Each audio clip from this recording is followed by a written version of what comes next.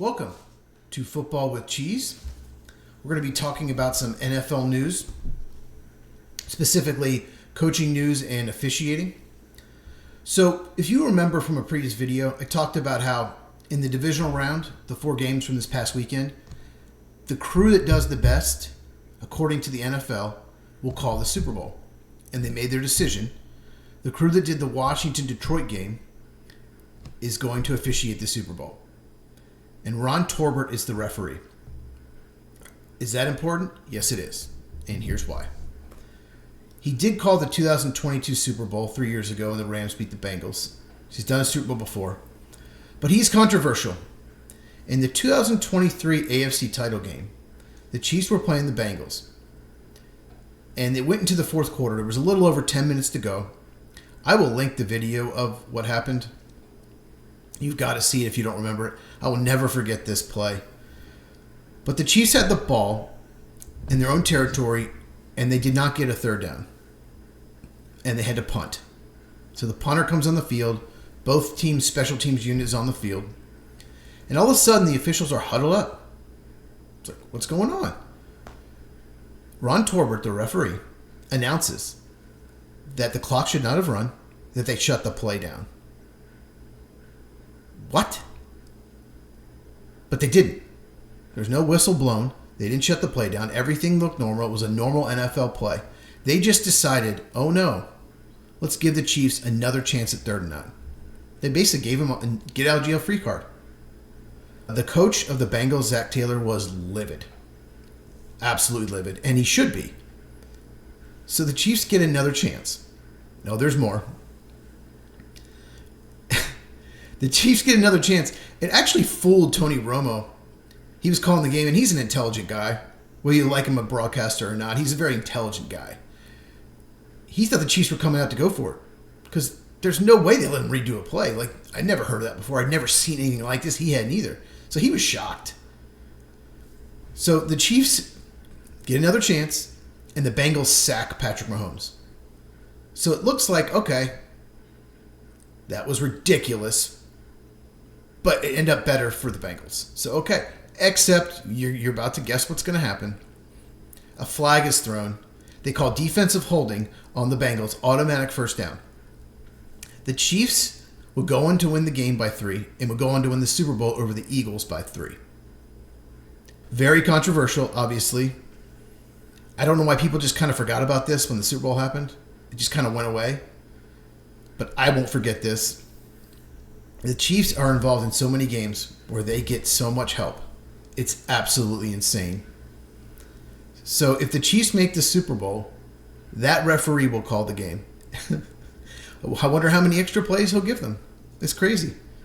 So the referee calling the Chiefs-Bills game is Clete Blakeman. I'm not a huge fan of his. His crew typically throws a lot of flags. So there could be a lot of flags called, and that's not good in a Chiefs game. So I will do some research to see how he is in Chiefs games. I'll have that for you when we do the preview of the game.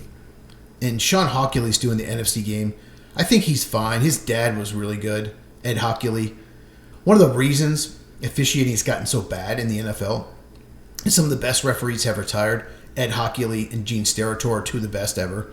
When they were calling your team's game, you're like, oh, good. It'll be fair. It'll be well officiated. So that's the officiating news. We'll keep an eye on that. Coaching news. Aaron Glenn, the current defensive coordinator of the Lions, is about to get a head coaching job. The Lions obviously lost their offensive coordinator, Ben Johnson, who's coaching the Bears. Aaron Glenn, if you do not know this, played many years in the league as a corner. He played for the Jets most of his career, but also the Texans, Cowboys, Jaguars, and Saints. And why that's important is 4 of those 5 teams need coaches, everyone but the Texans. And a lot of teams, they like to hire people they know, people they have a relationship with. They either played with the team or was an assistant coach for the team. So Aaron Glenn has a connection with 4 of the teams that need head coaches. He coached the Saints defensive backs for 5 years before he took the Lions defensive coordinator job. So he could be the front runner for the Saints. The rumor is the Jets want to hire him. He's supposed to interview with the Saints tomorrow, so we'll see what happens. The Patriots are hiring Josh McDaniels to be their offensive coordinator. Very good offensive coordinator. Smart hire. He's been their offensive coordinator 2 times before. He left each of those times to be a head coach, first of the Broncos and then the Raiders, and those were disasters. Just because you're a great coordinator doesn't mean you're going to be a good head coach. A head coach is someone who has to lead. And the players have to respect that coach. The organization has to respect. And he just didn't have it. The players, especially in Las Vegas for the Raiders, especially did not like him. It did not go well. He just doesn't have the personality to be a good head coach. But he's a good offensive coordinator, so a good hire for the Patriots. Liam Cohen is the current Tampa Bay offensive coordinator. He is rumored to be the favorite for the Jaguars head coaching job. I would like to be the Tampa Bay Buccaneers offensive coordinator. It's a good job, and here's why. Dave Canales was hired to be their offensive coordinator in 2023, and the very next year, he gets the Carolina Panthers head coaching job.